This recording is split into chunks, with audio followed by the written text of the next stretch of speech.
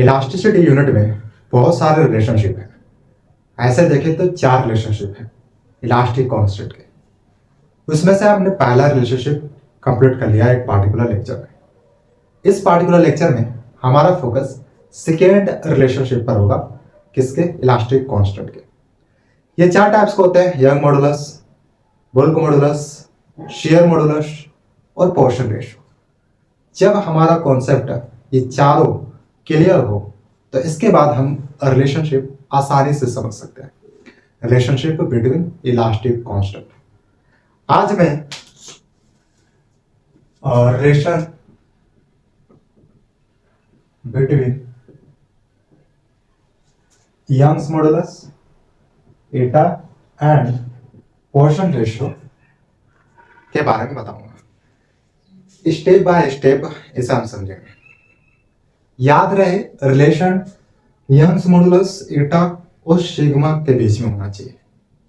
इससे पहला जो फर्स्ट रिलेशनशिप है वो रिलेशन था between young modulus, bulk modulus और सिग्मा, लेकिन इसमें बुल्क मॉडुलस नहीं है, इसलिए ये सेकेंड रिलेशनशिप है।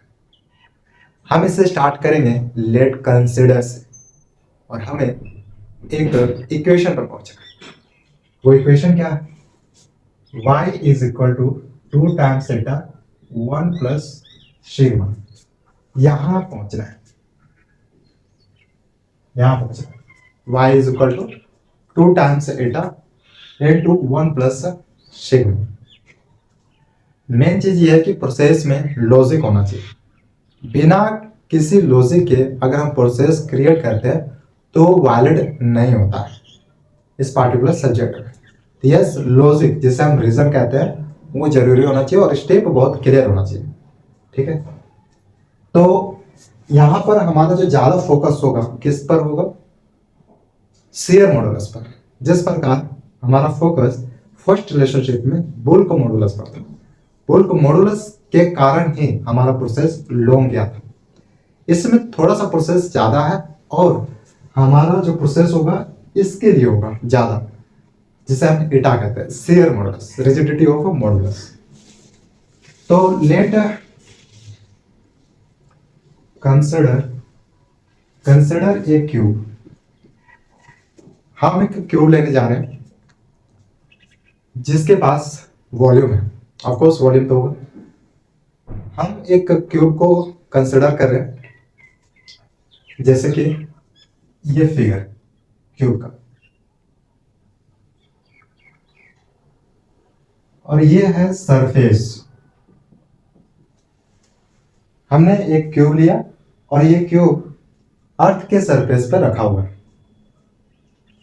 कंसिडर ए क्यूब, इससे बस नाम देना है A B C D. 4 vertices है इसके, इस क्यूब के। एक ये है, दूसरा, तीसरा, चौथा, 4 वर्टिक्स है। तो consider a cube A B C D. हमें पता है कि क्यूब के हर एक साइड जिसकी लेंथ सेम होता है, length of the side same होता है, ई क्यूब में होता है। लेकिन क्यूबॉइड में ऐसा नहीं होता है। क्यूबॉइड में क्या देखा जाएगा कि तीनों डायमेंशन अलग अलग होंगे, लेकिन इस केस में क्यूब में तीनों डायमेंशन सेम होंगे। तीनों डायमेंशन मतलब ये लेंथ, ब्रेथ और हाइट। ठीक है, और ये एंगल बनाएगा कितना? 90 डिग्री का। यहाँ पे भी 90 डिग्री का एंगल है, यहाँ पे भी 90 डिग्री, यहाँ पे भी 90 डिग्री और यहाँ पे भी 90 डिग्री का एंगल बना रहा है। अब इसमें दो डायगोनल्स हैं, ये डायगोनल डीबी और एक और डायगोनल है जिसे हम देख पा रहे हैं, वो है एसी। हमने अभी कोई टैंजेंट फोर्स नहीं लगाया, टैंजेंट स्ट्रेस नहीं लगाया। जब हम टैंजेंट स्ट्रेस लगाएंगे अलोंग डीबी तो अपर पार्ट मूव करेगा। तो हम ये मानकर चलेंगे, अज्यूम करके, कि let tangent stress applied is applied हमने टेंजेंट स्ट्रेस अप्लाई किया अलोंग बीडी या फिर डीबी बोल सकते हो, डीबी डीबी डीबी के अलोंग हमने टेंजेंट स्ट्रेस अप्लाई किया। जब आप टेंजेंट स्ट्रेस अप्लाई करोगे तो ये कुछ इस तरह का नहीं दिखेगा। यहां याद रहे कि a cube upper part of cube, upper part यानी ये अपर पार्ट है और ये लोअर पार्ट है। इसे आप अपर फेस भी बोल सकते हैं और इसे आप लोअर फेस बोल सकते हैं। तो अपर part of this cube is movable, okay, यानी ये मूव कर सकता है। एंड लोअर पार्ट, ये लोअर पार्ट फिक्स्ड है, लोअर पार्ट इज फिक्स्ड मतलब ये मूव नहीं करेगा जब आप टेंजेंट स्ट्रेस लगाएंगे। ठीक है, जब हमने टेंजेंट स्ट्रेस लगाया तो ये मूव किया, ये कुछ दिखा इस तरह का,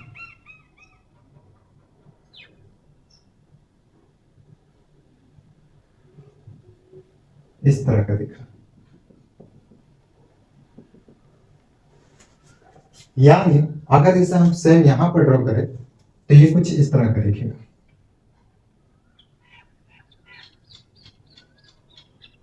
after applying tangent stress, D तो एज इट रहेगा और सी भी एज इट रहेगा, लेकिन जो मूव किया है ये ए और बी मूव किया है, तो ए से ए डैश गया है और बी से बी डैश गया है, यानी ये क्या है हमारा ए डैश है और ये बी डैश है।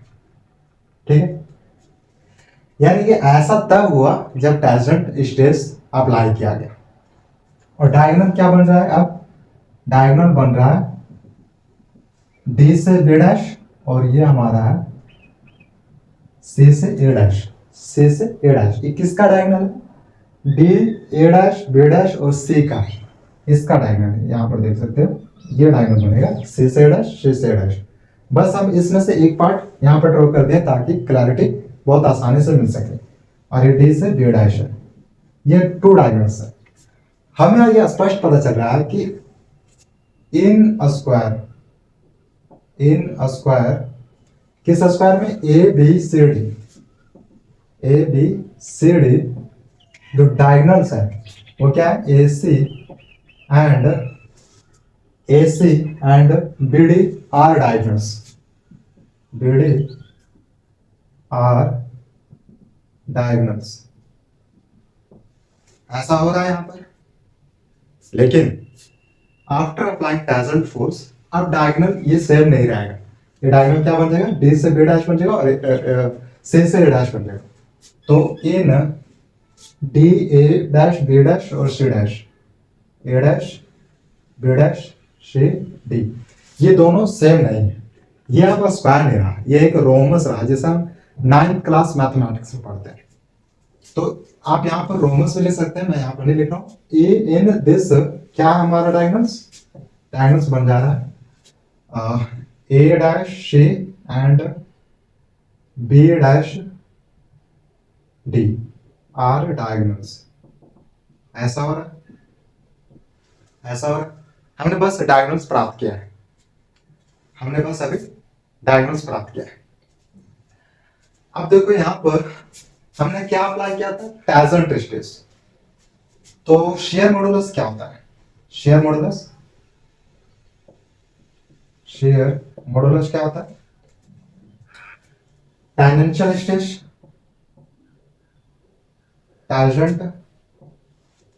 टेंजेंट स्ट्रेस अपॉन, अब कितना चेंज आया ये मैटर करता है, थीटा, जिसे हम शियर स्ट्रेन बोलते हैं, शियर स्ट्रेन। ये वर्ड्स में लिखे हुए हैं, हम इसे किस फॉर्म में लिख सकते हैं, कुछ इस तरह। इसे हम रिप्रेजेंट करते हैं ईटा से, और टेंजेंट टी से हम रिप्रेजेंट कर रहे हैं, और शियर स्ट्रेन को in the case of shear modulus हम शियर स्ट्रेन को एंगल से रिप्रेजेंट करें, ठीक है, थीटा से। ये पहला बॉक्स बन गया।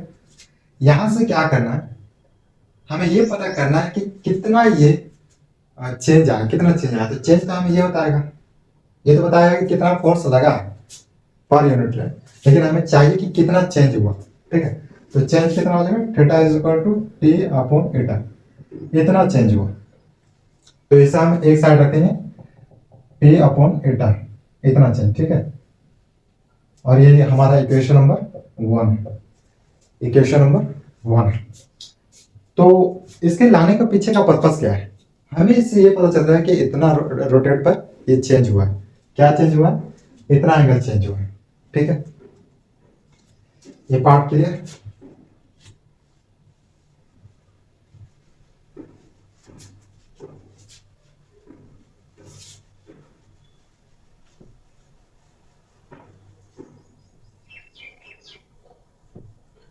अब इसके बाद देखो, जब हम दो केसेस होगा, क्या होगा कि पहला केस में हम टेंसाइल स्ट्रेस लगा सकते हैं और दूसरा केस में कंप्रेसिव स्ट्रेस, यही होगा।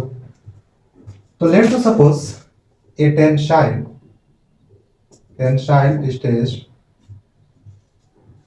टेंसाइल स्ट्रेस अलोंग, क्या अलोंग, बीडी हम टेंसाइल लगा रहे हैं। ठीक है, टेंसाइल और टेंजेंशियल में दोनों में बहुत अंतर है। टेंसाइल मतलब टेंशन और टैजेंशियल मतलब टैजेंट फोर्स लगाना, और टेंसाइल मतलब हम यहाँ पर खींच रहे हैं, यानी पुलिंग कर रहे हैं, ना कि पुशिंग कर रहे हैं। तो ये टेंसाइल स्ट्रेस अलोंग बीडी, ठीक है, अलोंग बीडी, यानी ओवरऑल देखें तो एक्सटेंशन जो आ रहा है, एक्सटेंशन ड्यू टू, एक्सटेंशन कितना एक्सटेंड हुआ ड्यू टू टेंसाइल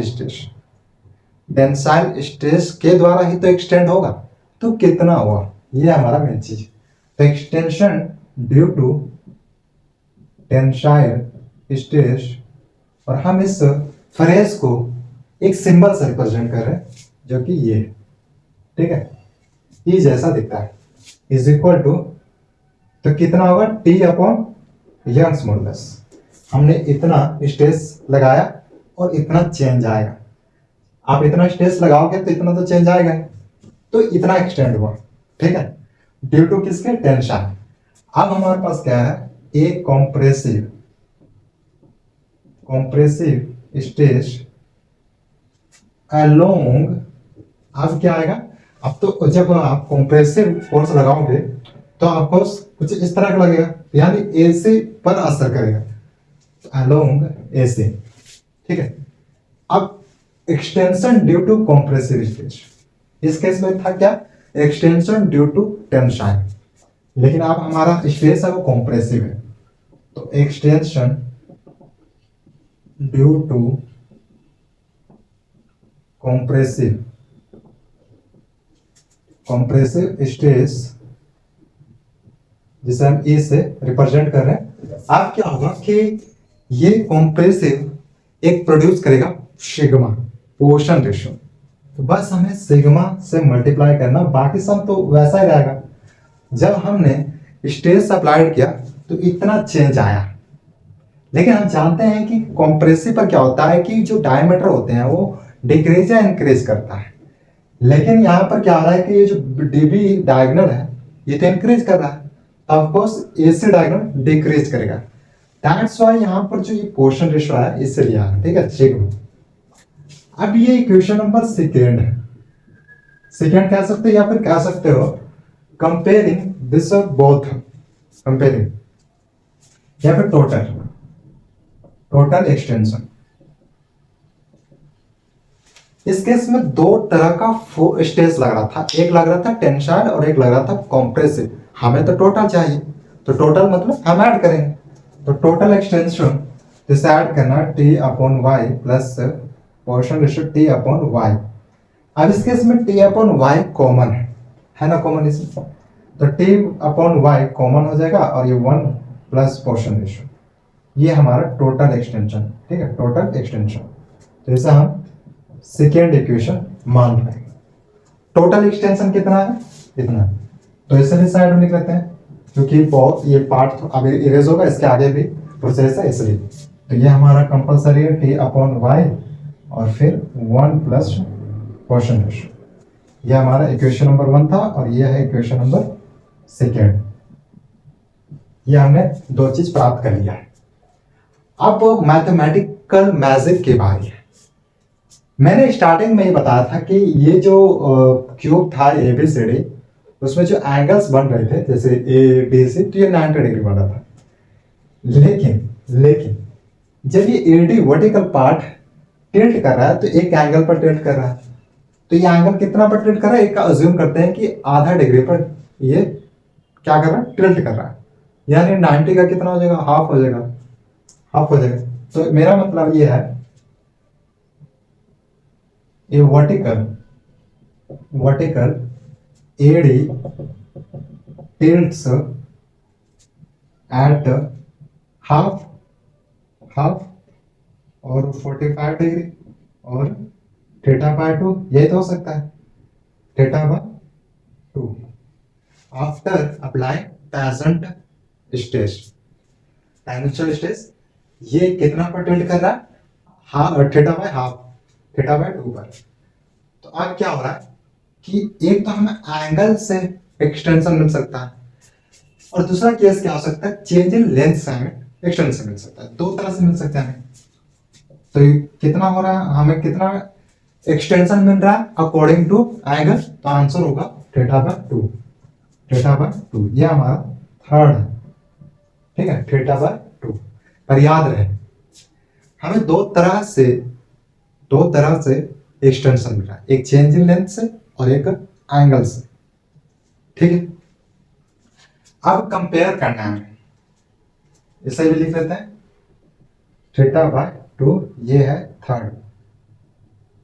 अब हमें कंपेयर करना है, कंपेयर नहीं करना बल्कि जो थीटा का वैल्यू है, थीटा का वैल्यू कितना? T/N, इसलिए मैंने यहां पर लिखा था ताकि आसानी से पता चले कि हमने क्या क्या निकाला है। तो theta is equal to T/N, ये वैल्यू थीटा का। तो हम इस वैल्यू को पुट करेंगे इक्वेशन नंबर 3 में। तो ये बन जाएगा कितना बनेगा? T/2n।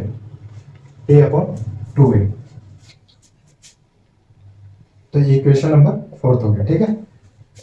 अब क्या करना है? कंपेयर करना है हमें ये फोर्थ और किससे? ये टोटल से। टोटल कितना था? T/y 1 plus sigma. अब इसे हम कंपेयर करेंगे। तो कंपेयर करने के बाद हमारा टोटल एक्सटेंशन आ जाएगा।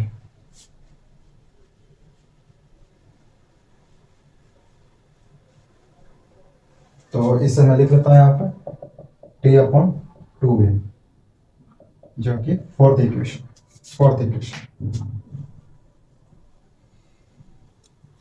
अब देखो यहां पर फोकस होना चाहिए हमें पहुंचना कहां पर। तो यहां पर पहुंचना है, तो ये चीज ऑलरेडी हमें मिल गया जो कि 1 प्लस सिग्मा। लेकिन T/y तो इसमें तो नहीं है और हमें क्या चाहिए? 2n चाहिए। तो 2n भी मिल गया, बस इसे रीअरेंज करना है। हमें यहां तक पहुंचना है सिंप्लीफाई करके, ठीक है, सिंप्लीफाई करके। तो दोनों में देख सकते हैं, दोनों क्या है? एक्सटेंशन है। एक क्या है? एक अकॉर्डिंग टू एंगल है और एक है according to change in length है। तो हम दोनों को कंपेयर कर देंगे। तो T/y फिर क्या? 1 प्लस सिग्मा, जो कि इक्वल है T/2n। ये दोनों तो इक्वल हो जाएगा, कट जाएगा, है ना। तो इसमें T है वो कॉमन है। T क्या है? कॉमन नहीं है बल्कि कटेगा दोनों साइड में T। तो हमारे पास बच गया ये 2n ऊपर चल जाएगा, 2n 1 प्लस क्वोशंट रेशियो, और ये y को हम मल्टीपल कर रहे हैं इससे, क्रॉस मल्टीपल, तो y हो गया। फाइनली देखा जाए तो y is equal to 2n 1 plus quotient ratio, हमारा ये इक्वेशन आ गया। ये दोनों सेम टू सेम है, एक बार चेक कर सकते हैं, दोनों सेम टू सेम। अब ये आया कैसे? प्रोसेस हमने देखा इस तरह से है। तो फाइनली आप लिख सकते हैं this is a relationship between Young's modulus, eta and Poisson ratio। इस तरह से हमारा ये रिलेशनशिप आएगा, ठीक है। हमने क्या किया? पहले हमने कंसिडर किया एक क्यूब ABCD और फिर हमने फिगर, जो भी फिगर में इंफॉर्मेशन है वो स्टार्टिंग में लिख सकते हैं एज अ लैंग्वेज, लैंग्वेज लिखना जरूरी होता है। तो एबीसीडी एक क्यूब था बिफोर अप्लाइंग टाजरेंट स्टेज। अब क्या हुआ, इसमें डायगोनल्स आए, डायगोनल्स हमें दो डायगोनल्स मिला एबीसीडी स्क्वायर में। जब हमने टाजरेंट स्टेज अप्लाई किया तो डायगोनल्स चेंज हो गए। वो एडी भी था, बीडी था, वो डायगोनल था जो कि इंक्रीज किया, लेकिन एसी डिक्रीज किया, ऐसे डिक्रीज किया जिसे हम कंप्रेसिव कह रहे थे। यानी दो तरह से स्ट्रेस लग रहा था, एक टेंसाइल लग रहा था और एक कंप्रेसिव। टेंसाइल से डीबी था वो इंक्रीज कर रहा था और एसी था वो डिक्रीज कर रहा था, कुछ इस तरह का हमने देखा प्रोसेस में। फिर हमने देखा कि शियर मॉडुलस क्या होता है, eta is equal to T upon और वो angle theta is equal to क्या हो जाएगा फिर टी अपॉन एटा। ये था इक्वेशन नंबर 1।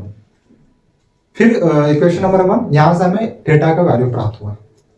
फिर उसके बाद दो केसेस, कंप्रेसिव स्ट्रेस और टेंसाइल स्ट्रेस। टेंसाइल स्ट्रेस से हमें एक इक्वेशन मिला और कंप्रेसिव स्ट्रेस से, तो दोनों का हमने कंपेयर किया। तो कंपेयर किया, टोटल एक्सटेंशन मिला। हमने पहले ये पता किया कि extension due to tensile stress कितना है हमारे फिगर में, फिर extension due to compressive stress कितना है, फिर दोनों का हमने टोटल कर दिया। तो टोटल से हमें ये पता चलेगा कि एक ही बॉडी पर कितना एक्सटेंड हुआ। फिर उसके बाद हम मैथमेटिकल मैजिक अप्लाई किया हमने, जो कि ये देखे कि अकॉर्डिंग टू एंगल ये जैसे कि इनिशियल क्या था कि ये 90 डिग्री पर था, तो हाफ पर ये टिल्ट किया, जैसे थीटा अपॉन 2। तो थीटा अपॉन 2 ये भी टोटल एक्सटेंशन है, बस इसमें अंतर ये है कि हमने एंगल से फाइंड आउट किया, एंगल से, ठीक है। पर क्या हो क्वेश्चन ये बोलते कि एंगल से नहीं, आपको चेंज इन लेंथ से जाना है, तब तो हम एंगल के बारे में बात नहीं करेंगे ना। तो दो तरह से हमें एक्सटेंशन मिला था टोटल, तो हमने दूसरा फिर निकाला जो क्या है, total extension is equal to theta upon 2।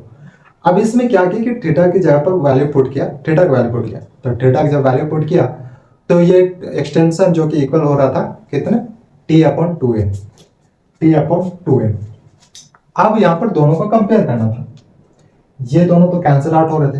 अब ये दोनों जैसे हमने क्या किया, कंपेयर किया, तो फाइनली बस एक स्टेप किया यहाँ पे, बस सिंप्लीफाई किया, तो दूसरा स्टेप हमें प्राप्त हो गया, वो इक्वेशन जिस पर हमें रुकना था। तो फाइनली ये हमारा रिलेशनशिप था। तो याद रहे रिलेशनशिप किसका हमने फाइंड आउट किया, यंग्स मॉडुलस, एटा और सिग्मा। इसके बाद देखो तो एक पहला जो रिलेशनशिप था वो क्या था, y is equal to 3 times k 1 minus 2 Poisson ratio. ये तो पहला रिलेशनशिप। फिर सेकेंड हमारे सामने है 2 एटा 1 प्लस पोर्शन रेशियो। ये दो हमारा अगर क्लियर आएगा तो इसके नेक्स्ट जो दो और रिलेशनशिप है वो आसानी से पता चल जाएगा। फिर ये लास्ट जो कि लिमिटिंग वैल्यूज हमें पता करना होता है, limiting values of portion ratio, वो भी हमें इस दो रिलेशनशिप से ही पता चलेगा। तो मेरा कहने का मतलब है कि आपका कॉन्सेप्ट इस दो रिलेशनशिप पर पूरे अच्छे तरीके से हर एक स्टेप क्लियर होना चाहिए, ताकि इसके आगे जो 3 और रिलेशनशिप है वो आसानी से पता चल सके, ठीक है।